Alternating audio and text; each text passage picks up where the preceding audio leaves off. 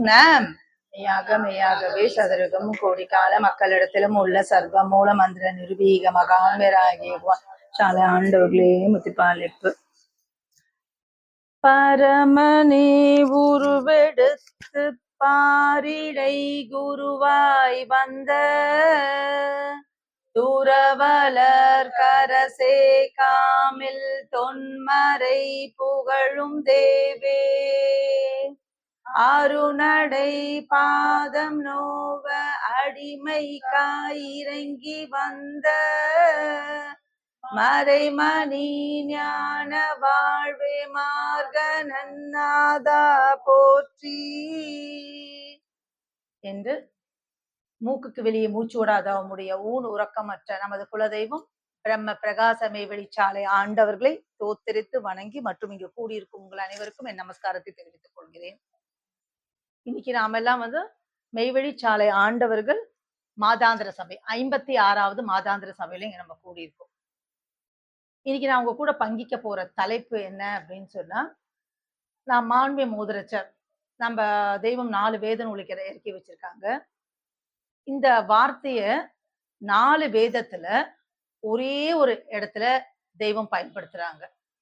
மான்மியத்துல சன்னதம் பெரும் பருவம் ஓதுறச்ச நான் அந்த வார்த்தையை கேட்டதும் எனக்கு கேட்சியா இருந்துச்சு. இந்த வார்த்தையை வச்சு நம்ம பேசினா என்ன, முத்தி பெருவியாற்றினா என்ன அப்படின்னு சொல்லிச்சு. அந்த வார்த்தை தான் சுமை தாங்கி. இப்போ அறிவு, அன்பு அப்படின்னு சொல்லி ஒரு இடத்த நிறைய இடத்துல இருக்கும் நம்மளுக்கு. எண்ணம், மனம், இது மாதிரி நிறைய கடவுள், குரு, போலி குரு, மெய் குரு, இது மாதிரி நிறைய வார்த்தை இருக்கும். நித்தியம் அப்படிலாம். ஆனா இந்த சுமை தாங்கி அப்படிங்கிற ஒரு வார்த்தைய 4 வேதத்துல ஒரே ஒரு இடத்துல மட்டும் பயன்படுத்துறாங்க. அப்பதான் எனக்கு தோணுச்சு, இந்த சுமை தாங்கி அப்படின்னா அது யாரு நம்ம சொல்ல முடியும்? சன்னதம் பெரும் பருவத்துல நம்ம தெய்வம் நாம இயற்றதான் இருப்போம் அதுல. அப்ப என்ன சொல்ல வராங்க அப்படின்னா, பாட்டையார் அவர்களுக்கு இந்த சுமையை எப்படி இறக்கி வைக்கிறது அப்படின்ட்டு அந்த சுமையை தாங்கிட்டு இருந்ததா அதுல வருது. அந்த சுமையை தாங்கிட்டு இருந்தாங்க. நம்ம தெய்வத்தை அவங்க பார்த்ததும் அந்த சுமையை இறக்கி வைக்கணும் அப்படிங்கிறதுக்கு. அப்போ எல்லாருக்கும் ஒரு கேள்வி வரும். எல்லாம் என்ன சொல்லுவாங்கன்னா, பாட்டையார் 600 வருஷம் காத்துட்டு இருந்தாங்க, யான் பெற்ற மகனே அப்படின்னு சொல்லி அந்த பாடல்லாம் வரும். 600 வருஷம், அது எப்படி கரெக்டா 600 வருஷம் சொல்றீங்க அப்படின்னு சொல்லி கேட்பாங்க. எல்லாருக்கும் தோணும் இல்லையா? என்ன குறிப்பு இருக்கு 600 வருஷம்னா? அதுக்குதான் பதில் சொல்றாங்க. இப்ப இருக்க அந்த மதுரை மீனாட்சி அம்மன் கோவில் இருக்கு இல்லைங்களா? அது அப்போ அங்க கடம்பவன காடா இருந்ததாமா, முள்ளு அதெல்லாம் இருக்குமாமா. அதெல்லாம் அந்த புதிரெல்லாம் நீக்கிட்டு போய் விளக்கேத்துவாங்களாமா. அப்ப அதுக்கப்புறம் கொஞ்சம் காலத்துக்கு அப்புறம் தான் அந்த ஒரு மன்னரோட காலத்துல அந்த கோவில நிர்வகிச்சாங்க. அப்போ முன்னாடி எப்படி இருந்ததுன்னு சொல்லிட்டு பாட்டையார் சொல்றாங்க, இப்படிலாம் இருந்துச்சு. அதை வச்சுதான் அந்த 600 வருஷம் அப்படின்னு சொல்லிட்டு அவங்க தீர்மானிச்சுக்கிறாங்க. எதுக்கு சொல்ல வரணும்னா, அந்த மான்மியத்துல அப்படி காத்திருந்து 600 வருஷமா. அதுக்கு முன்னாடி 3 சிஷ்யர்கள் இருந்தாங்க. 2 பேர் மௌனியர். அவங்க எந்த நூல்லாம் இயற்றல. 3வது தான் நம்மளோட பெரியப்பா வடலூர் வள்ளல் பிரான் அவர்கள். நம்மளோட தெய்வம் அவர்கள் 4வது. அவங்க தேடி வராங்க. அந்த மான்மியத்துல அது படிச்சா அந்த உருக்கமா இருக்கும் நம்மளுக்கு. அப்போ அந்த சுமைய எப்படியானா அதை மாத்தி விட்டுறணும், தாங்கிட்டு இருந்த சுமைய அப்படின்னு சொல்லிட்டு. ஆனா நம்ம தெய்வம் அப்படி நினைச்சாங்களா? அவங்க அந்த சுமைய நம்ம கிட்ட இந்த இன்னைக்கு தோத்திரம் பாடுறச்ச கூட நான் அதனாலதான் இந்த பாடல் எதுக்குன்னா, பரமனே உருவெடுத்து. அவங்களுக்கு வரணும்னு அவசியமே இல்லையே. அவங்க பாட்டுக்கு இருந்திருக்கலாம். அவங்களுக்கு எதுக்கு வரணும் இல்ல? இதுங்கெல்லாம் அப்படி இருக்கே, இந்த கலியுகத்துல மாட்டிட்டு வீணா போயிடக்கூடாது.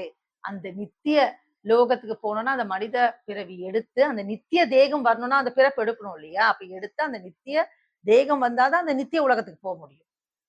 இந்த தேகத்தோட நம்ம போக முடியாது. அதுக்காக நமக்காக இறங்கி வந்திருக்காங்க. பரமனே உருவெடுத்து பாரிடை குருவாய் வந்த இந்த அடிமைக்காய் இறங்கி வந்த அப்படின்னு. அப்போ நமக்காக வந்தவங்க அவங்க நம்ம எப்படியெல்லாம் நம்ம அவங்கள வச்சிருக்கோம் அப்படின்னு சொன்னா, நம்ம புராண கதையில கூட இருக்கும். அந்த புட்டுக்கு மண் சுமந்தவர். நமக்கு இந்த சுமை தாங்கின்றது நம்மளுக்கு ஏற்கனவே நம்ம அறிமுகமான ஒரு விஷயம் தான். இந்த புட்டுக்கு மண் சுமந்தவங்க, சிவன் மண் சுமந்தார்னு சொல்லி ஒரு கதை கூட இருக்கும், பந்திக்கிழவி அப்படின்னு சொல்லிட்டு. அப்ப என்ன அப்படின்னா, ஒரு பாட்டி புட்டு சுட்டு வித்துட்டு இருப்பாங்க. காவேரி கரை உடைஞ்சிடும். அப்ப மர்த்தன பாண்டிய மன்னன் என்ன சொல்லுவாங்கன்னா, வீட்டுக்கு ஒரு ஆள், இந்த ஆர்மில எல்லாம் ஒருத்தர் எடுப்பாங்களே, அது மாதிரி வீட்டுக்கு ஒரு ஆள் போயிட்டு அந்த கரை உடையுது இல்லையா, அதுக்கு நீங்க அந்த மண்ணை வச்சு அடைக்கணும் அப்படின்னு சொல்லிடுவாங்க. ஸோ வீட்டுக்கு ஒருத்தர் போவாங்க. இந்த பாட்டி வீட்டுல யாருமே இல்ல. அவங்க வந்து பந்தி கிழவி அவங்க.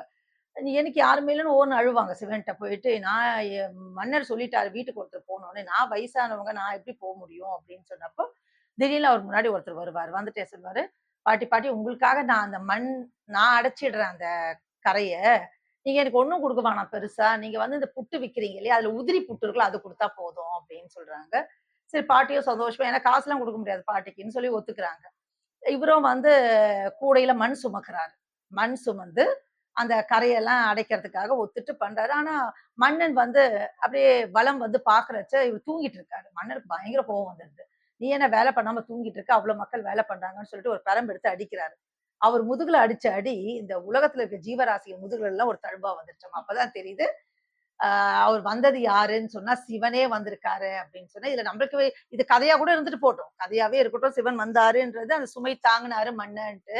இதுல நமக்கு தெரிஞ்சுக்க வேண்டிய விஷயம் என்னன்னா, 2 விஷயம் தான். ஒண்ணு, சிவன் ஏன் வந்தாரு அப்படின்னா, அந்த வந்தி கிழவி அவங்களோட ஆ என்னன்னா, மெய்யான அன்புக்காக, அந்த பக்திய மெச்சி வந்தாரு. ஒரு பாயிண்ட். 2வது பாயிண்ட் என்னன்னா, அந்த பாட்டி பெருசா அவருக்கு காசு பணம்லாம் ஒண்ணுமே குடுக்கல. உதிர்ந்து போன புட்ட குடுத்தா போதும் அப்படின்னு சொன்னாங்க. ஆனா, எதனா குடுக்கணும்ன்ற அங்க வந்து ஒரு அ கொடுக்கல் வாங்கல் இருந்தது. நான் உனக்கு மண் சுமந்து குடுக்குறேன். நீ எனக்கு வந்து உதிர்ந்த புட்ட குடு அப்படின்னு ஒரு ஆனா நம்ம தெய்வத்துக்கு நாம என்ன குடுக்குறோம்? நம்ம சுமையெல்லாம் அவங்க தாங்குறாங்க. உலகம் எம் கையடக்கம் சொல்ற யமன் கிட்ட இருந்து, ஆனா இந்த உல யமன் எம் கையடக்கம்னு சொல்றாங்க தெய்வம். ஆனா அந்த யமன்ட்ட இருந்து நம்மள காப்பாத்துறதுக்கு நம்ம கிட்ட என்ன எதிர்பார்க்குறாங்க தெய்வம்? இவ்ளோ காசு குடுப்பா. இந்த இதுக்கு நீ இவ்ளோ படிச்சிருந்தா இவ்ளோ காசு குடு. நீ இந்த ஜாதினா இவ்ளோ காசு குடு. நீ இவ்ளோ பணக்காரனா இவ்ளோ காசு குடு. ஏழைக்குன்னா ஒரு அமௌண்ட் எதனா வச்சிருக்காங்களா? அந்த வந்தி கிழவி வந்து என்னன்னா, அவங்களுக்கு வந்து ஒரு பக்தி இருந்துச்சு. நான் வந்து நிர்கதியா இருக்கேன்னு போய் அங்க அழுதது. எனக்கு உதவி வேணும்னு கேட்டது. ஆனா நம்மலாம் அப்படிலாம் ஒண்ணுமே கேட்கறது இல்லையே. நம்ம வந்து இன்னைக்கும் இந்த உலக தேட்டுல தான் இருக்கோம். இந்த உலக போக்குல போயிட்டு இருக்கோம் நம்மளுக்கு. அப்படியே இறைவன் கிட்ட வந்து எதனா கேட்கிறோம். என்ன கேட்கிறோம்? என் பையனுக்கு காலேஜ்ல அட்மிஷன் கேட்கணும். என் பொண்ணுக்கு கல்யாணம் ஆகணும். என் பேத்திக்கு குழந்தை பொறக்கணும். நான் பெரிய பிசினஸ் மேன் ஆகணும். பக்கத்து வீட்டுக்காரன் இந்த கார் வாங்கிட்டா நான் பெரிய கார் வாங்கணும். இதுக்காக தான் நம்ம போறோம் தெய்வம்னா. ஆனா தெய்வத்துக்கிட்ட எதுக்கு போணும்ன்றது நமக்கு தெரியாம ஒண்ணும் தெரியும். எம்மை உம்மை மறவாதவர்களின் கூட்டத்துக்கு நடுவுல எங்கள வச்சிருங்க. அதுக்காக தான் நம்ம இங்க வந்து கலந்துட்டு இருக்கோம். இல்ல நீங்க பாட்டுக்கு நீங்க இருந்திருக்கலாம். நாங்க இருந்திருப்போம். உம்மை மறவாதவர்கள் கூட்டத்துக்கு நடுவுல என்ன வச்சிருங்கன்னு கேட்கணும். இன்னொன்னு என்ன கேட்கணும் அப்படின்னு சொன்னா, நம்மளுக்கு எமன்ட்ட இருந்து காப்பாத்துங்கன்னு கேட்கணும். இது நமக்கு தெரியாம இல்ல. நம்மளுக்கு பாவ மன்னிப்புல படிக்கிறச்ச படிக்கிறோம் வருஷம் வருஷம் எல்லாமே தெரிஞ்சிருக்கு. இருந்தா கூட இந்த உலக மாயையில ஆணவம், கண்மம், மாயை அந்த மும்மலத்துல வந்து சிக்கி நம்ம என்ன பண்றோம் அப்படின்னு சொன்னா, அது வந்து தெரிஞ்சிருந்தாலும் அதை விட ருசியா மனசு எங்க அறிவுக்கு தெரியுது இது பண்ணணும்னு. ஆனா மனசு எங்க இழுத்துட்டு போகுது நம்மள வந்துட்டு இந்த உலக தேட்டிலேயே இழுத்துட்டு போகுது. அப்போ அந்த கிழவி நம்ம கம்பேர் பண்றச்ச அந்த வந்தி கிழவியாச்சும் ஒரு அன்பு இருந்தது. அது அப்படி போய் கேட்டாங்க. அதுக்கு வந்து ஒரு பண்டமாற்றமா இது குடுக்குறேன்னாங்க. நம்ம தெய்வம் நம்மட்ட எதுவுமே எதிர்பார்க்கல நம்மகிட்ட. நம்ம என்ன கேட்க ஒண்ணுமே குடுக்க சொல்றேன். என் சொல்படி நட அப்படின்றாங்க. என் சொல்படி நடனா காலையில நீ 50 தண்டால் எடுக்கணும். நீ சாயங்காலம்னா இப்போ 500 பக்கம் படிக்கணும்னு நான் சொன்னா ஒண்ணுமே இல்ல. நீங்கள்ட்ட. வணக்க முறைகள் அது கூட நம்ம கரெக்ட்டா பண்ண மாட்டோம்ன்ட்டு ஒரு வணக்க முறைகள் எடுத்து வச்சிருக்காங்க. காலையில 4லிருந்து 6 வரைக்கும் நீ வந்துட்டு மான்மியம் ஓது, திருப்பஞ்சனில கலந்துக்கோ. ஏன்னா அந்த நேரத்துல உனக்கு வந்து அமுத காற்று இறங்கும். இப்ப சயின்டிஃபிக்கா சொன்னா ஓசோன் வந்து அந்த லேயர்ல வருது நம்மளுக்கு. அந்த அமுத காற்று இறங்கி அது படிய படிய உன் அறிவு துலங்கும் அப்படிங்கிறாங்க. அப்புறம் 7 மணிக்கு மகா சங்கல்பம் சொல்லு அப்படிங்கிறாங்க. 11:45 12:15 வரைக்கும் அரவலம் வரணும்ன்றாங்க. 6 மணிக்கு வணக்கம், 9 மணிக்கு 12 மணிக்கு பெரிய வணக்கம். துந்துமி வாசிக்கிறத நீங்க கேளுங்கங்கிறாங்க. இப்படி எல்லாத்தையும் எடுத்து டைம் டேபிள் போட்டு குடுத்துட்டாங்க நம்மளுக்கு. ஏன்னா நம்பளா பண்ண மாட்டோம் அப்படின்னு சொல்லிட்டு அட்டவணை போட்டு குடுத்து இது. ஆனா அத ஃபாலோ பண்றது கூட கஷ்டமா இருக்கு. அடிக்கடிக்கு சொல்றதுதான். காலையில தூங்கி எழுந்தணும். சாதாரணமா கூட சட்டுன்னு எழுந்துக்க கூடாது. சயின்டிபிக் பிரகாரம் கூட. ஏன்னா மூளைக்கு போற ரத்தம் வந்து டக்குன்னு இறங்கிடக்கூடாதுங்கிறாங்க. அதுக்கு எழுது ஒரு 16 தடவ மூல மந்திரம் சொல்லு. வீசம் நாழிகை தவம். சாயங்காலம் தூங்குறதுக்கு முன்னாடி ஒரு 16 தடவ சொல்லுங்க. அப்படி பண்ணி பார்த்தா அதுக்கு 90 நிமிடம் தான். அதாவது 90 நொடி தான் ஆகுது. 1 1/2 நிமிடம் தான் ஆகுதுன்னு ஆனா இதுல எத்தன பேர் நம்ம அத பண்றோம் அப்படின்னா, தெரியாம ஒண்ணும் இல்ல. இதெல்லாம் தெரியாமயா இருக்கு நம்மளுக்கு தெரியும். ஆனா பண்றோமா? அப்படி பண்ணாலும் தினமும் பண்றோமா? அப்படி இதெல்லாம் நமக்கு கேள்வியா இருக்குது. அப்போ இந்த சுமையெல்லாம் யார் தாங்குறாங்க அப்படின்னு சொன்னா, நம்ம தெய்வம் தானே தாங்கிட்டு இருக்காங்க நம்மளுக்கு. அதாவது அவங்க வந்து என்ன சொல்றாங்க, இதுல என்ன ஒரு பெரிய விஷயம் அப்படின்னா, தெய்வம் வந்து அவங்களுக்கு இப்ப இதெல்லாம் நாம பண்றதுனால, இப்போ ஒரு நமக்கு வந்து ஒரு அ ஒரு பில்டிங் கட்டுறோம்னா, நம்ம கிட்ட வந்து எல்லாம் வேலை செய்றாங்கன்னா, அதனால நம்மளுக்கு ஒரு பிரயோஜனம் இருக்கு. நம்ம கூலி குடுத்தா கூட அவங்களுக்கு வந்து இப்ப கான்ட்ராக்ட் குடுத்துட்டு இதுக்குள்ள நீ இத கட்டி முடிச்சிடணும் அப்டின்னா, அவங்க வந்து நீ இத பண்ணுப்பா, அது பண்ணுப்பான்னா நம்மளுக்கு ஒரு பிரயோஜனம் கருதி இருக்கு. இப்ப அவங்க வந்து நம்மட்ட இந்த அட்டவணை எல்லாம் போட்டு குடுத்துப்பா, நீ வணக்கம் பண்ணு, நீ இத பண்ணு, அது பண்ணுனா, ஓ! இவருக்கு வந்து ஒரு 5000 சிஷ்யர்கள் இருந்தா, அவர் தவப்பலன் கூட போதுன்னு எதனா இருக்கா என்ன நம்மளுக்கு? அவரு 4 கோடி கண்டவர்கள். அவருக்கு தேவையானது எல்லாமே வந்துருச்சு நம்மளுக்கு. அதாவது இது என்னன்னு சொன்னா 22 காலம் நம்ம தெய்வத்தோட இருந்திருக்காங்க. அகிலவலம் வரும் பருவம் வந்திருக்காங்க. அப்புறம் ஆடு மேய்ப்பு திருக்கோலப்பா நமக்கு தெரியும். அதுக்கப்புறம் வந்து திருப்பரங்குன்றத்துல போய் இருந்திருக்காங்க. அது காலமே தெரியல. யாருமே வந்து திருப்பரங்குன்றத்துல இருந்தா சொல்லுவாங்க. கரெக்ட்டா வந்து இத்தன வருஷம் இருந்தாங்கன்னு யாருக்குமே தெரியல. அப்படிலாம் இருந்திருக்காங்க. இருந்து கை ரேகைகளே அழிஞ்சு எல்லா சன்னதங்களும் அவங்க கை வரை இதெல்லாம் நமக்கு தெரிஞ்ச கதை தான். இருந்தாலும் அவங்க பெருமைய பேசுறது 2 விஷயம் தான் நம்மளுக்கு. அவர்கள் பட்ட பாட்டை, "நான் பட்ட பாட்டை நீ பட்டதாக நினை" அப்படின்றாங்க. அத விட இந்த நம்மளுக்கு வாய் குடுத்தது வேற பிரயோஜனமே இல்ல நமக்கு. அவங்களோட பெருமைய பேசணும். அவங்க பட்ட பாட்டை நீ நீ பட்டதாக நினை. அதுவே உனக்கு தவம் அப்படிங்கிறாங்க. அப்போ இதெல்லாம் பண்ணிட்டாங்க. திருப்பரங்குன்றத்துல கையிலேயே வந்துட்டு அவங்களுக்கு சன்னதெல்லாம் வந்துருச்சு.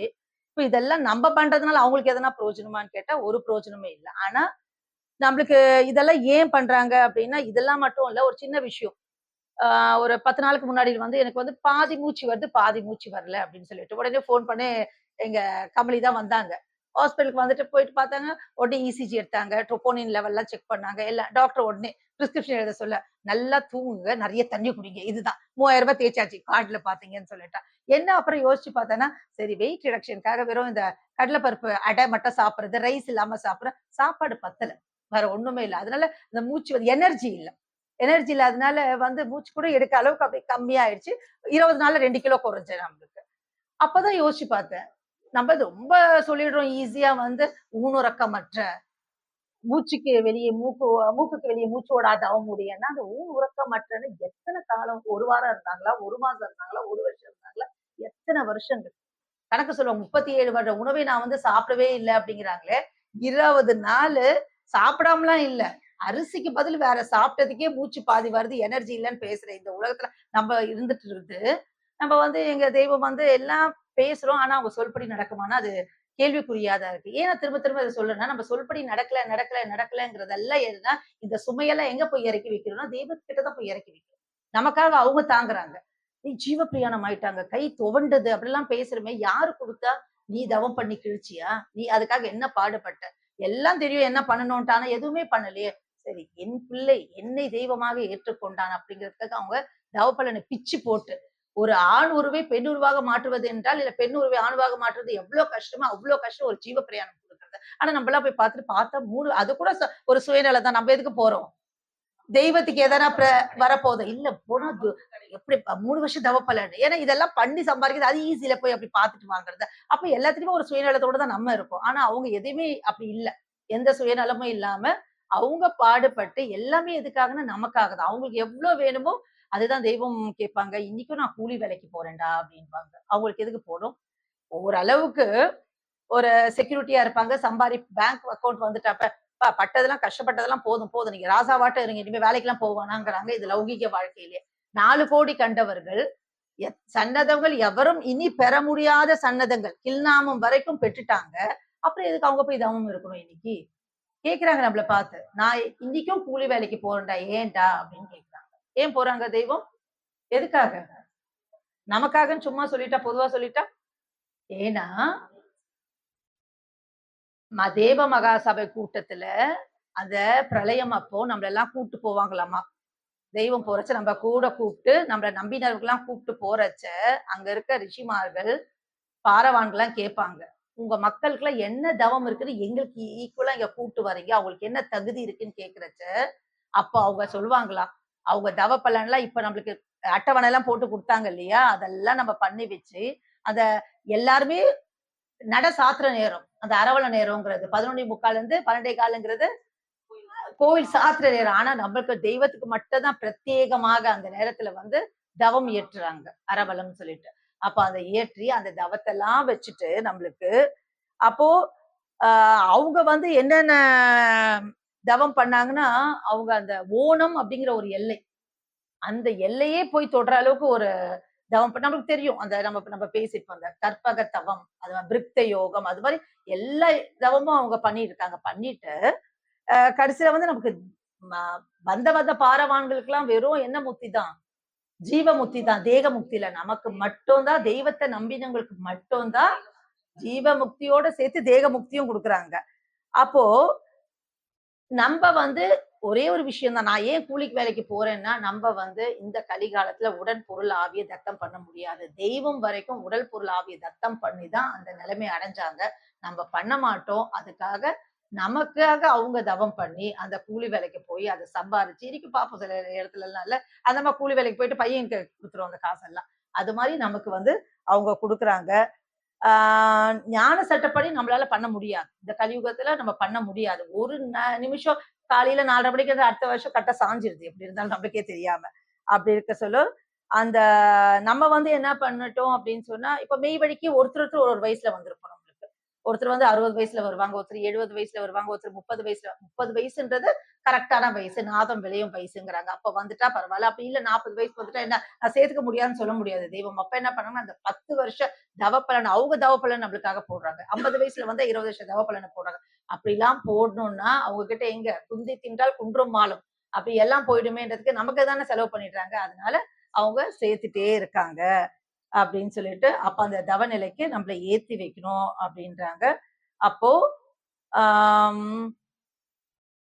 அந்த இடத்துல போய் நம்மள என்ன பண்ணுவாங்களாம், சும்மா இல்லாம எங்க மக்களுக்கும் அந்த தவ பலன் இருக்கு. நம்மள வந்து அந்த தபஸ்விகளாம் நம்மலாம். நம்ம எங்க பிள்ளைகளும் வந்து தபஸ்விகளாம் அப்படின்னு காட்டுறதுக்காகவே நாங்க வந்து கூலி வேலைக்கு போறேன் அப்படின்றாங்க. அப்போ நம்ம சுமையெல்லாம் என்ன பண்றாங்க, அவங்கதான் சுமக்குறாங்க. சுமை தாங்கியா இருக்காங்க. நம்மளுக்கு கிட்ட இருந்து நம்ம என்ன சுமை தாங்கி தெரியல, அந்த கல் நம்ம தலையில தூக்கிட்டு போன தூக்கி அங்க வச்சு நம்ம அப்பாடான் இருப்போம் நம்மளுக்கு. அதுதான் சொல்லுவாங்க, பீலி பை சாக்காடும் அச்சுறும் அப்பண்ணும் சால மிகுத்து பேய் நம்ம திருவள்ளுவர் நாயனார் சொல்லுவாங்க. பீலினா அது இது தெரியல, மயில் இறகு தான். மயில் இறகே ஆனாலும் நீங்க ஒரு வண்டியில வந்து ஓரளவுக்கு பரவாயில்ல. நீங்க ஏத்திட்டே இருந்தீங்கன்னா அந்த அச்சு வந்து முறிஞ்சிடும் நம்மளுக்கு. ஓரளவுக்கு தான் அது. லைட் வெயிட் தானே, லைட் வெயிட் தானே சொல்லிட்டு ரொம்பவும் ஏத்தக்கூடாது. அப்போ வந்து அப்பவும் அந்த அச்சு முறிஞ்சிடும். அதனால வந்து நம்ம என்னன்னா நம்மளுக்கு இட்ட கட்டளைகளை நம்மளுக்கு இப்ப அவங்களோட சுமை வந்து நம்ம குறைக்கிறோமான்றதை விட இன்னும் அதிகமா ஏத்தாம இருக்கணும்னா அவங்க இட்ட கட்டளைகளை நம்ம வந்து மாற்றம் இல்லாம அதுக்கு வந்து மனமும் வந்து நம்ம வந்து கடைபிடிக்கணும். இப்போ சுமை அப்படின்னு சொன்னா இப்போ நம்ம கிட்ட என்னென்ன சுமை எல்லாம் இருக்கு அப்படின்னு சொன்னா, நம்ம மனச்சுமை இருக்கு, குடும்ப சுமை இருக்கு, பொருளாதார சுமை இருக்கு, நோய் சுமை. இப்ப நம்ம பேசிட்டு இருந்தோம், நம்மளுக்கு ஒருத்தருக்கு நோய் வந்த உடனே என்ன சொல்றோம், இறைவா என்ன காப்பாத்துங்க.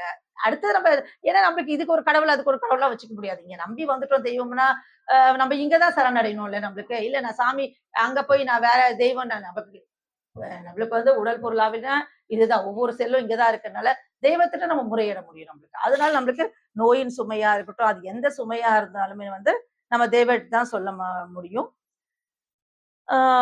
அவங்க வந்து எப்படி அந்த தவப்பலனை பெற்றாங்கன்னு அதாவது அவங்க நம்ம மான்மியம்லாம் படிக்க வச்சு தெரியும். எவ்வளோ அந்த உள்ளார இருக்கிறச்ச வெளிய பூட்டிட்டு தீ வச்சுட்டாங்க. அது மாதிரிலாம் கஷ்டப்பட்டுருக்காங்க தெய்வம் வந்துட்டு.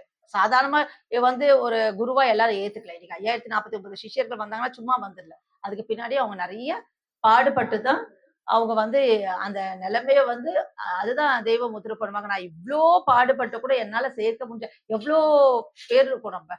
ஆனா என்னால சேர்க்க முடிஞ்ச தலைகள் வந்து அந்த 5049 தலைகள் தான் என்னால சேர்க்க முடிஞ்சது அப்படின்னு சொல்லிட்டு தெய்வம் வருத்தப்படுவாங்க.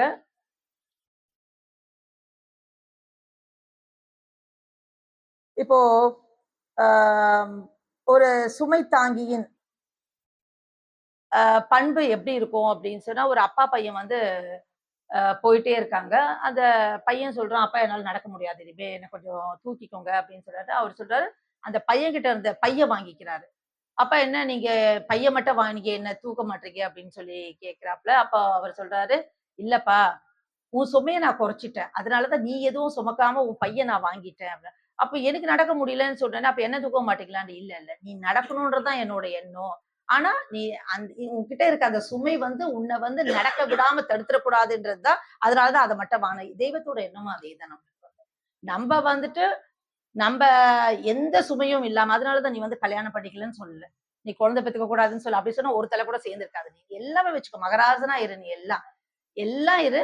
10ஓட 11 பதினா இறைவன், நீ 11 நீ வச்சுக்கோ அப்படிங்கிறாங்க. எப்படி அந்த தந்தை வந்து அவங்க பையன் வந்து அந்த சுமையை சுமக்க கூடாது. ஆனா அவர் வந்து அந்த பயணம் மேற்கொள்ளணும். அதே மாதிரி நம்ம இந்த இக வாழ்க்கையிலும் சரி, பர வாழ்க்கையிலும் சரி நம்ம பயணம் மேற்கொள்ளணும். ஆனா எந்த சுமையும் இல்லாம அப்படின்ட்டு நம்ம சுமையெல்லாம் அவங்க தாங்கிக்கிட்டு நம்மள இந்த மெய்வழியில பயணிக்க வைக்கிறாங்க. ஆனா நம்ம என்ன ஆகுதுன்னு சொன்னா அந்த அறிவை மெய்வழின்றது ஒன்னே ஒண்ணுதாங்க. என்ன அப்படின்னா முன்னாடி இருக்கிற வரைக்கும் மனசு முன்னாடி போகும், அறிவு பின்னாடி போகும். இந்த பொய் உலகத்துல மெய்வழி அப்படின்னு நம்ம உள்ள வந்துட்டா மனசை பின்னாடி தள்ளிட்டு அறிவு முன்னாடி போகணும். அவ்வளவுதான் மெய்வழி. பெரிய விஷயமே இல்லை நம்மளுக்கு. அறிவு கொண்டு வேலை பண்ணா அது வந்து மெய்வழி. அறிவுங்கிறது யாரு? இறைவன். உயிர், ஜீவன், அறிவு எல்லாம் ஒரு ஒரு பொருள் தான். கடைசியில நம்ம சுத்தி பார்த்தோம்னா அப்போ கடைசியில திரும்ப திரும்ப பார்த்தா தெய்வ சொல்படி நட, அவ்வளவுதான். அப்போ சாலை ஆண்டவர்கள் வந்து நம்ம வாழ்க்கைய அவங்க வாழவே இல்லை. ஆனா அந்த நம்ம மக்கள் வந்து பிறவியர்கள் இறை நெறியில் தொடர்ந்து நடக்க அவர்களின் சுமையை கருணையும் தாங்கி வழிகாட்டினாங்க. அதுதான். இப்போ இவ்ளோ சுமைய சுமக்குறாங்கன்னு நம்ம பேசிட்டோம். அப்படி அந்த சுமைய தாங்குற அவங்களுக்கு நாம என்ன செய்ய போறோம்? அதுல போய் அவரு தாங்குற சுமைய நம்மளால ஷேர் பண்ணிக்க முடியுமா? கொஞ்ச நேரம் குடுங்க நான் தாங்கிக்கிறேன்னு சொல்ல முடியும். நம்மளுக்கு அந்த தகுதி இல்ல நம்மளுக்கு. இப்ப வேற 2 பேக் வச்சிருந்தா கூட 1 குடுங்களேன்ப்பான்னு கேட்போம். இந்த லௌகீக வாழ்க்கையிலன்ட்டு. அது மாரி கேட்கிற அளவுக்கு நம்மளுக்கு தகுதி இல்ல அவர்கிட்ட போய் கேட்கறதுக்கு. அப்ப நம்ம என்ன செய்ய போறோம்னா, அந்த அவரு நம்மளுக்கு அருள்கிற அந்த அருளுக்கு நன்றியுடையவர்களாக வாழ வேண்டும். அந்த அருளை வீணாக்காமல் ஒழுக்கத்துடனும், அன்புடனும், இறை நம்பிக்கையுடனும் வாழ்வதே நம்மளோட கடமை. அப்போ சுமையை தன் தோளில் ஏற்றுக்கொண்டு அந்த நம்மளோட மக்களை எல்லாம் அந்த இலக்கை அடைய செய்பவரே உண்மையான சுமை தாங்கி. உண்மையான சுமை தாங்கினா என் சுமையை நீ கொஞ்சம் புடிச்சுக்கோன்ட்டு அவரு என்ன சுமை தாங்கி அப்படி இல்ல இல்லையா? நான் சுமக்கிற உனக்கு என்னென்ன வேணுமோ நான் உன்னை கைட் பண்றேன். நான் சொல்ற மாதிரி மட்டும் நீ நடந்துக்கோ அப்படிங்கிறாங்க. இதுல என்ன நம்மளுக்கு கஷ்டம் நடக்கிறதுக்கு? அதுதான். அப்போ அல்லாஹ் தூதர் கேட்கிறாரு, விசுவாசிகள் அதிக புத்திசாலி யார்? இவ்வளவு பேர் இருப்பாங்க விசுவாசிகளா, அதுல யாரு ரொம்ப அதிக புத்திசாலி யார் அப்படின்னு கேக்குறாங்க. மரணத்தை அதிகமாக நினைப்பவர். அது வருவதற்கு முன்னதாக அதற்குரிய சாதனங்களை அதிகமாக திரட்டிக் கொள்வது தான் இந்த புத்திசாலியான விசுவாசி அப்படின்னு சொல்றாங்க. இப்ப நம்மலாம் வந்து என்னன்னா, இப்ப கொரோனா வந்தப்ப நம்ம எல்லாம் பார்த்திருப்போம். இல்ல ஒரு புயல் வருதுன்னு அனௌன்ஸ் பண்ணிட்டா உடனே என்ன பண்ணுவோம்? ஓடி போயிட்டு 10 பிரெட் பாக்கெட், பிஸ்கட் பாக்கெட் எல்லாம் வாங்கி வச்சுப்போம். பேனிக் பையிங் அப்படின்னு சொல்லிட்டு. ஏன்னா, இப்ப நம்ம 2 வாங்கினாவே போதும். மத்தவங்களுக்குலாம் கிடைக்கும். நம்ம போய் 10 பால் பாக்கெட். ஏன்னா இருக்காது. 2 தண்ணி எல்லாமே வாங்கி வாங்கி வச்சுப்போம். Panic buying. ஏன்னா கிடைக்காம போயிடுச்சு என்ன பண்ணுது? கொரோனா வந்துருச்சு. புயல் வந்துருச்சு. அப்ப 1 வாரத்துக்கு சப்ளை இருக்காதாமா அப்படின்னு சொல்லிட்டு. பின்னாடி வரைக்கும் இருக்கவே இருக்காது. இந்த உலக வாழ்க்கையில அந்த அக்கறை இருக்குது. ஆனா இப்ப எமன் ஒருத்தன் வரப்போறான். நீ நாறி சாக போற. அப்ப நீ அதுக்கு என்ன தயார் பண்ணி வச்சிருக்கிற நீ வந்துட்டு?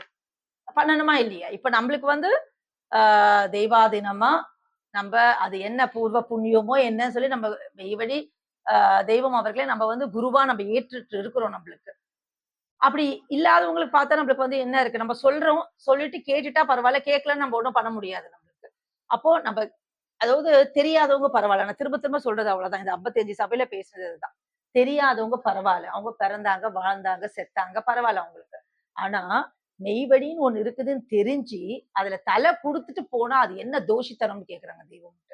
தெரியாதவங்களுக்கு பரவால்ல. தெரிஞ்சு விட்டு போனா அது டபுள் பனிஷ்மென்ட். அதுதான். அப்படின்னு சொல்லிட்டு. அப்போ இந்த ஏன்னா தெய்வம் வந்து எப்பவுமே ஒரு வாக்கியத்துல சொல்லுவாங்க. உன்னால் சுமக்க முடியாததை கடவுள் உன் மீது சுமத்த மாட்டான் அப்படின்ட்டு. இப்ப நம்ம வந்து ஒரு ஊருக்கு போறோம்னு வச்சுக்கோங்களேன். 4, 5 பேக் இருக்கும். கார் டிக்கி திறந்துட்டு ஒரு 5 பேக் எடுக்க சொல்லிட்டு அவர் பெரிய பேக் எடுத்துட்டு, பாப்பா நீ எடுத்துக்கோன்னு சொல்லவே மாட்டோம். குட்டிமா அந்த சின்ன பேக் எடுத்துக்கோ. அதான் உன்னால தூக்க முடியும். இந்த இதுக்கே இந்த தந்தைக்கு தூல தந்தைக்கும், தூல தாய்க்கும் இத்தனை கருணை இருந்தா, அப்ப ஜீவ தந்தைக்கு அந்த கருணை இருக்காதா? அப்போ அவரு சுமத்த முடியாத நம்ம மேல கடமையாக்கி வச்சிருப்பாங்களா நம்ம மேல? அப்போ ஒவ்வொரு மனுவுக்கும் ஒரு கடமையை ஆக்கி வச்சிருக்காங்க அப்படின்னா, அது நான் உன்னால பண்ணக்கூடியது தான். என்ன சொல்றாங்க? நீ மனித உடல் எடுத்துட்டு வந்துட்ட. நீ வந்து அமானித கடன் வாங்கி வந்துட்ட. இங்க வந்து வந்த அப்புறம் உன்னோடது என்னன்னா, அந்த மெய்ப்பொருளை உனக்குள் இருக்கும் அந்த மெய்ப்பொருளை நீ அறிய வேணும். அத அறியணும் அப்படின்னு சொன்னா உன்னால அது பண்ண முடியாது. அதுக்கு ஒரு மெய்குரு வேணும். அந்த மெய்குரு நீ வாழ்ற காலத்துல தூள உடல் தாங்கி வந்திருந்தா அது எங்கன்னு தேடி கண்டுபிடி, அது மெய்குருவா இருக்கணும். அதுதான். கண்ட இடத்துல காது குடுத்துறக்கூடாது நம்மளுக்கு. ஏன்னா கண்ட இடத்துல காது குடுத்தோம்னு சொன்னா, அது நரகத்திற்கு கூட்டி போகும் ஒரு துணையாளா ஆயிடும்.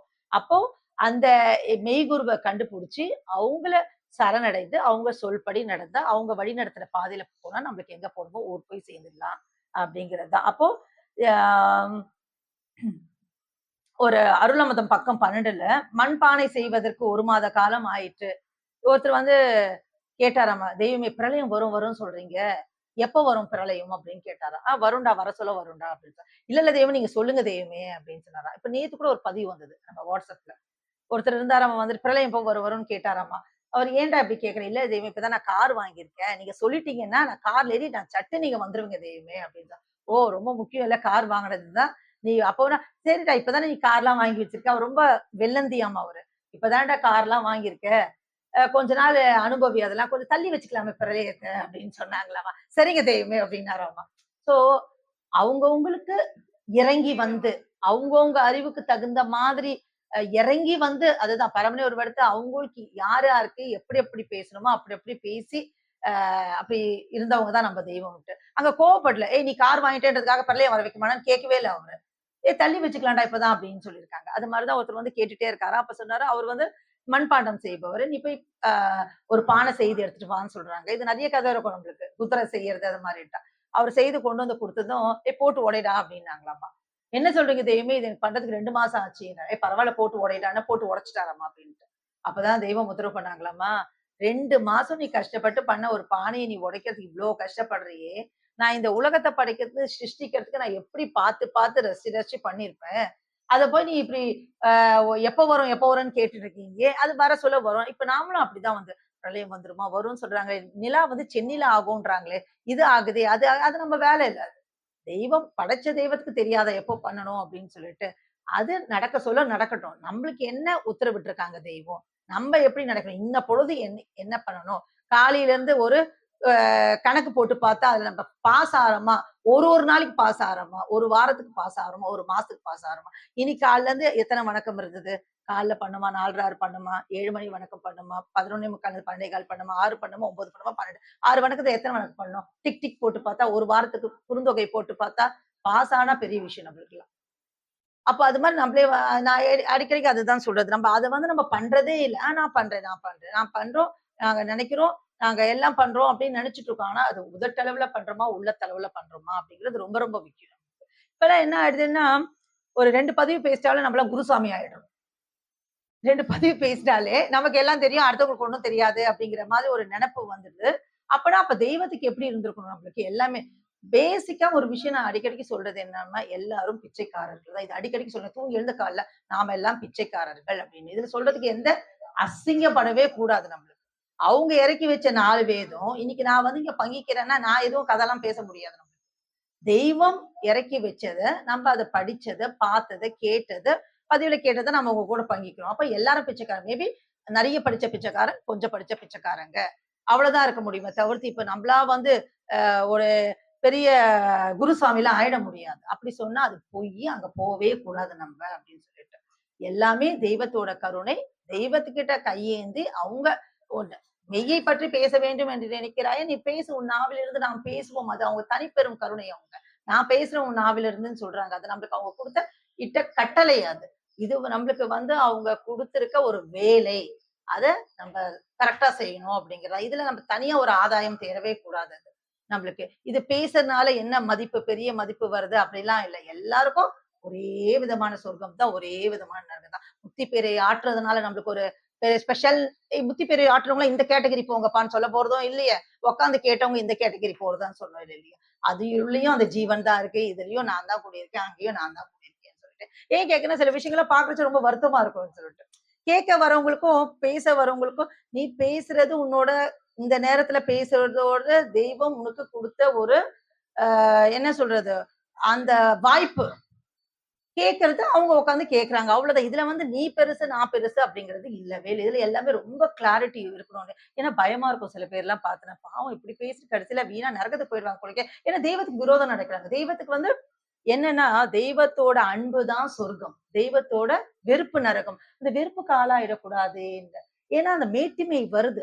வாயளவுல பேசுறது வந்து நான் ரொம்ப தாழ்மையா பேசுறதுன்ட்டு தான். ஆனா அந்த அந்த பிஹேவியர் சொல்லுவோம்ல, அதுல பார்த்தா அந்த அகங்காரம், ஆளுமை அதெல்லாம் தெரியும் நம்மளுக்கு. அதனால நானும் இறைவன்ட்ட வேண்டது என்னன்னா, எனக்கு என்னன்னா இப்போ நமக்கு இந்த மாதத்துக்கு ஒரு சபை கூடுறதே பெரிய கஷ்டமா இருக்கு. அவ்ளோ ஒரு லௌகீக வாழ்க்கையில பிஸி, பிஸி, பிஸின்னு ஓடிட்டே இருக்கும். புருஷன் பொண்டாட்டி பாத்துக்கிறதுல, பொண்டாட்டி குழந்தைய பாத்துக்கிறதுல அப்படின்ற ஓடுறதுல, ஒரு நாள் ஞாயிற்றுக்கிழமை எல்லாம் சேர்ந்து உட்கார்ந்து பேசுறதே பெரிய விஷயமா இருக்குது நம்மளுக்கு. அப்படி ஒரு அமைச்சுட்ட அந்த பிளாட்ஃபார்ம் தான்.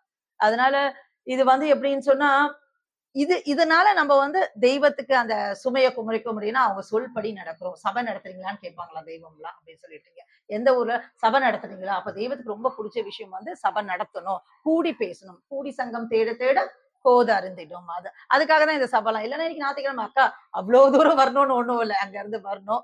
இப்ப அவங்களுக்கு வயசு உடம்பு முடியல அதெல்லாம் பொருட்படுத்தாம அவங்க வராங்க அப்படின்னு சொன்னா, தெய்வத்து மேல இருக்க அந்த அன்பு தான். வேற ஒண்ணும் இல்ல. வேற இடத்துக்கு கூட போடலாம். இன்னைக்கு வேற எதனா ஃபங்ஷன் இருந்தா அதெல்லாம் போலாம். இல்ல சபைங்கிறது அதுக்கு அந்த முக்கியத்துவம் குடுத்து வராங்கன்னா, அது எல்லாமே வந்து தெய்வத்துக்காக தான். இதுவும் அவங்களோட நம்ம வந்து நமக்கு சுமை தாங்கியா இருக்கலாம்னா, நம்ம சுமைய ஏத்தாம இருக்கணும். அவங்க சொல்படி நடக்கிறோம் அப்படின்னு சொல்லிட்டு தான் இதுன்றது.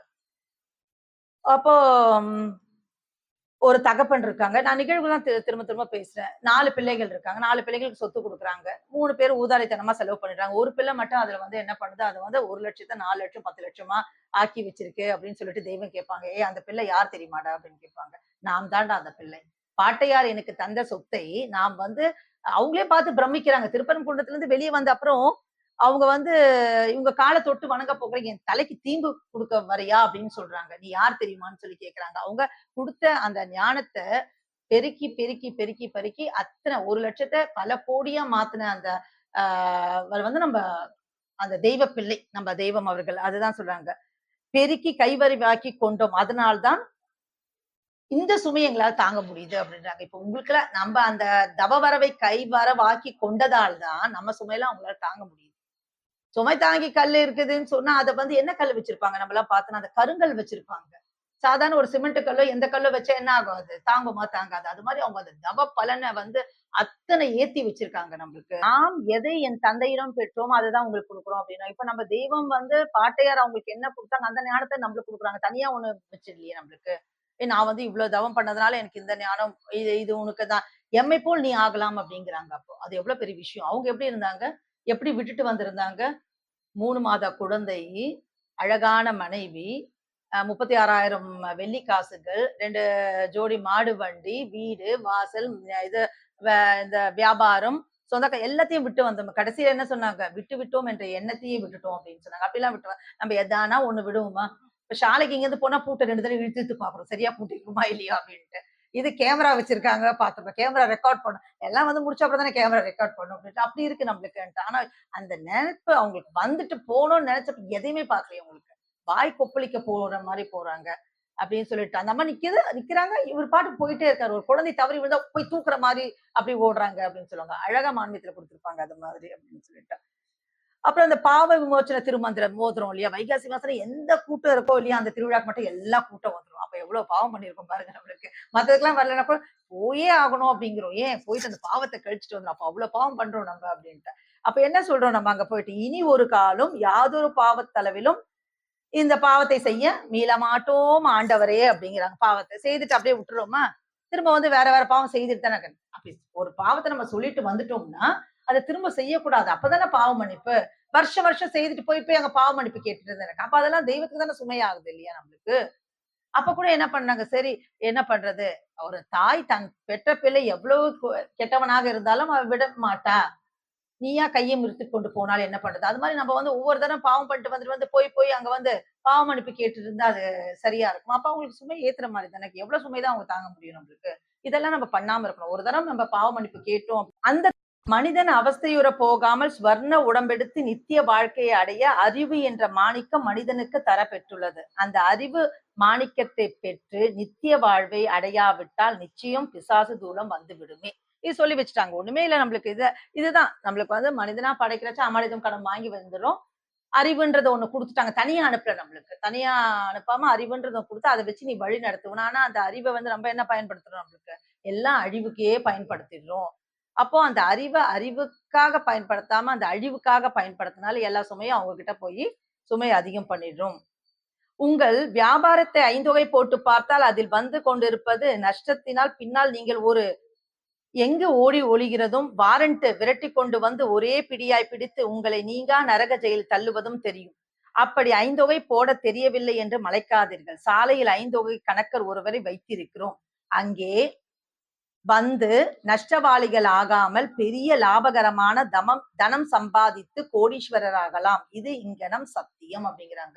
நீ எங்கெங்கயோ போயிட்டு நீ வந்து உனக்கு கொடுத்துருக்க ஒரு அறிவை, நீ அந்த அறிவை வச்சு என்னென்னவோ பண்ணனா கடைசியில வந்து ப்ராஃபிட் அந்த லாஸ் கணக்கு பார்த்தா நீ லாஸ்ல தான் நிப்ப. அப்படி இருக்கக்கூடாதுன்னா நீங்க இங்க வந்துரு. மெய் வழிக்கு வந்தனா அங்க ஒரு கணக்கர் இருக்காரு, அவருக்கு உனக்கு லாப கணக்குல உன்னை ஏத்தி விட்டுருவாரு அப்படிங்கிறாங்க.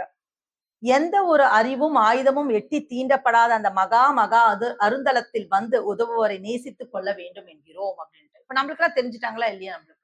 நமக்கு தெரிஞ்சுட்டாங்க, நம்ம ஒத்துட்டோம். நம்ம அறிவு சம்மதிக்க நம்ம ஒத்துட்டு இருக்கோம். நம்மளுக்கு அது நீங்க பாப்பா கடைசியில கூட சொன்னாங்க, நிலைத்து நின்றவர்களுக்கு நிச்சயம் வாய்க்கும் அந்த தரமான சொர்க்கபதிவா. நிலைத்து நின்றவர்களுக்கு தான். நான் 30 வருஷமா இருக்கேன், நான் 50 வருஷமா இருக்கேன், நான் 3 வருஷமா இருக்கேன், 3 மாசமா இருக்கேன், 3 வாரமா இருக்கேன், 3 நாள் இருக்கேன். 3 நாள் இருந்தாலும் ஜீவ பிரயாணம் கொடுத்துடுறாங்க.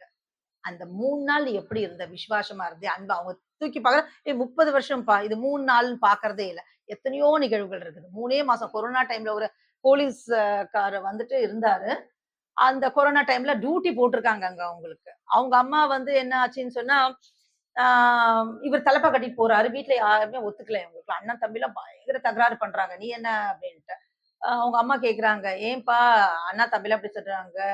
இல்லம்மா அவர் வந்து எவன்ட்ட காப்பாத்துற சாமிம்மா அப்படின்றாரு. உனக்கு பிடிச்சிருக்காப்பா இது? ஆமா எனக்கு பிடிச்சிருக்கு. அப்ப நீ கட்டிக்குப்பான்னு அந்த அம்மா சொல்லிட்டு அடுத்த வாரமே அடக்கம் ஆயிடுறாங்க. இவருக்கு பார்த்தா எல்லா அடையாளமும் இருக்குது. அவங்க ஒண்ணும் சாலைக்கு வரல, தெய்வத்தை பத்தி ஒண்ணுமே தெரியாது. அவங்க பையனுக்கு இடையூறு பண்ண, உனக்கு பிடிச்சிருக்காப்பா, இந்த ஒரு வார்த்தை தான். அப்ப எவ்வளவு ஒரு தனிப்பெரும் கடமை.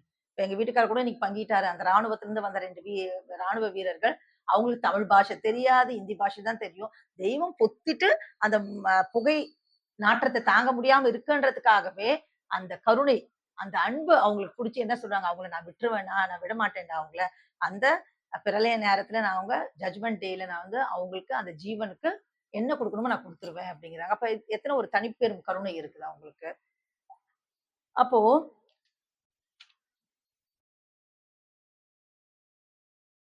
இந்த வேதம் மதியின் வரலாற்றை இந்நெடுங்காலமாக நாம் எம் தலையில் சுமையாக சுமந்து கொண்டிருந்தோம்.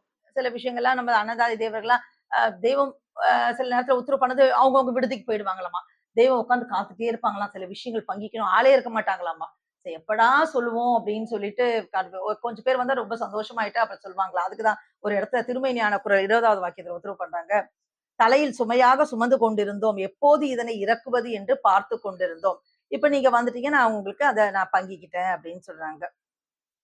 உன் தகப்பன் ஏற்கனவே நம்ம பார்த்தது, உன் தகப்பன் உன்னால் சுமக்க முடியாத சுமையை உன் தலையில் ஏற்றுவானா? ஏற்ற மாட்டான். அவ்வாறே ஆண்டவனும் நம்மால் சுமக்க செய்யக்கூடியதை நம்மேல் விதியாக்கி வைத்திருப்பான். நம்முடைய தலை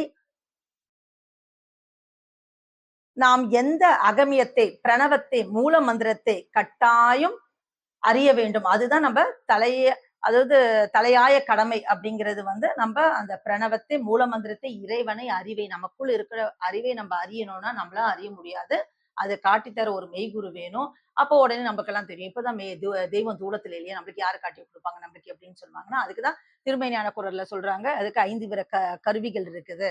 விதவிதமான உபதேசம் இருக்கு. அதுல ஒண்ணு வந்து அறிவில் இருந்து அறிவில் உபதேசம், நினைவில் இருந்து நினைவில் உபதேசம். இப்ப நம்ம போயிட்டு தூளத்துல இருக்கேன், இப்ப தூளத்துல யாரும் இருக்காங்க, அவங்க கிட்ட போய் கேட்கலாம் போகக்கூடாது. போனா தவறான வழிக்கு நம்ம போயிடுவோம். அதுக்கு என்ன பண்ணணும்னா, நம்ம தெய்வம் சொல்படி நடந்துட்டே இருந்தோம்னா, இப்ப நம்ம சில விஷயம் கேட்போம். இது என்னவோ படிச்ச மாதிரி இருக்கே, இது என்ன அப்படி யோசிச்சிருந்தா திடீர்னு அதுக்கு விடை வந்து நம்மளுக்கு யாருன்னா ஒருத்தர் நம்ம போன் பண்ணி பேச வச்சு சொல்லுவாங்க. இல்லாட்டி வாட்ஸ்அப்ல அதே பதிவு வரும் நம்மளுக்கு கரெக்டா. அதுதான் நினைவில் இருந்து நினைவில் உபதேசம், அறிவில் இருந்து அறிவில் உபதேசம். இது அனுபவத்துல வரும் நம்மளுக்கு. அது நடக்கும், நிச்சயமா நடக்கும். அதுக்காக நம்ம தூளம் தாங்கி ஒருத்தர் இருக்காரு, நம்ம இவங்க கிட்ட போய் கேட்டுக்கலாம், நம்ம தவறான பாதைக்கு போயிடுவோம். அதுல வந்து அந்த உஷார்த்தனம் நம்மளுக்கு எப்பவுமே இருக்கணும். உலகம் பாவத்தில் மூழ்கி அதோகதியாய் போகிறதே என்று அவர்களை உய்விக்கவே நாம் இடுப்பு கட்டி இறங்கி வந்திருக்கிறோம். மனைவி மக்களை விட்டு கோவனாண்டிகளாகி எம்மை போல் நீங்கள் பெற வேண்டும் என்பது எம்முடைய நோக்கம் அல்ல. எம்மை தரிசனம் செய்தாலும் முத்தி தரவே நாம் கங்கணம் பூண்டு வந்துள்ளோம். அதுதான் நம்ம ஏற்கனவே பார்த்ததுதான். நீங்க எதையும் விட வேணாம், நீ விட்டுட்டு வான்னு அப்படின்னா ஒரு தலை கூட சேர்ந்திருக்காது. தெய்வத்துக்கு தெரியும். நீ எதுலுமே பண்ணாத. அப்போ இதெல்லாம் அப்ப அந்த சுமை தாங்கி யாரா இருக்காங்க? தெய்வம் தான். அப்ப பாருங்களேன், நீ எதையுமே விட வேணாடா, நீங்க இப்ப ஆஃபர் குடுக்குறேன், நீ ஒண்ணுமே குடுக்க வேணாம், வந்து 4 டிவி எடுத்துட்டு போ, 4 ஃப்ரிட்ஜுக்கு வந்து எப்படி அது அவங்களுக்கு அது லாஸ் தானே வரும் அது அவங்களுக்கு. அப்ப எப்படி வருதுன்னா, இவன் வந்து கருப்பு பணம் வச்சு குடுக்குறான் போல இருக்கு. நம்மளுக்கு புத்தி அப்படிதான் போகும்ன்றது. அப்ப தெய்வம் கூட ஏன் அப்படி சொல்றாங்க? எதுவுமே பண்ண வேணாம், அவங்களா கஷ்டப்பட்டு வாழறது. அவ்ளோ உழைச்சிருக்காங்க. அவங்க அதுதான் அந்த தனிப்பெரும் கருணை அவங்களுக்கு. அப்படி இருந்து. அப்புறம் இன்னொரு வாக்கியத்த சொல்லுவாங்க. உமக்கு குடுக்குறேன்னா உன் மனைவி மக்களை விட்டு விடுவோமா? அப்படின்னு சொல்லுவாங்க. அவங்களுக்கும் குடுப்போம் அப்படின்னு சொல்லுவாங்க. இதெல்லாம் தான் நம்ம வந்து நம்மளுக்கு பேச வேண்டியது இதுதான். ஒவ்வொரு இடத்துலயும் வந்து நம்ம தெய்வத்த பத்தி அப்பரம தயாளின் மகா குறிநோக்குக்கு இலக்காக வேண்டியது இவனது கடமை. அதை மறந்து இவன் தந்த சர்வ பொருள்களையும் அனுபவித்து விட்டு அவனை திரும்பி கூட பார்க்காத நன்றி கெட்ட செயலுக்கு தண்டனையாகத்தான் நரகத்தை படைத்தான் அப்படின்னு சொல்லிட்டு. உலகத்துல அதாவது நான் அடிக்கடி சொல்ற மாதிரிதான் ஒரு குழந்தை வீட்டுக்கு வரப்போகுதுன்னதும் டெலிவரி ஆயிட்டு அப்பா வந்து எல்லாம் வாங்கி ரெடி பண்ணி வச்சிருவாங்க. தொட்டில் பஞ்சு போல இருக்கணும், ஸ்மூத்தா இருக்கணும், என் பாப்பாக்கு குத்தக்கூடாது. அது மாதிரி நம்ம மனுவைதான் கடைசியில படிச்சாங்களாம். முதல்ல எல்லாத்தையும் படைச்சாங்க இறைவன். எல்லாத்தையும் படைச்சான். இவன் வந்து என்ன பண்ணா வந்து எல்லாத்தையும் அனுபவிக்கிறாரு. கண்ண படைச்சாங்க, மூக்க படைச்சாங்க, நாக்க படைச்சாங்க, காத படைச்சாங்க, ஸ்பரிசத்த படைச்சாங்கன்ட்டு எல்லாத்தையும் ஆண்டு அனுபவிக்கிறது. ஆனா அந்த நன்றி கெட்ட தினத்துக்கு.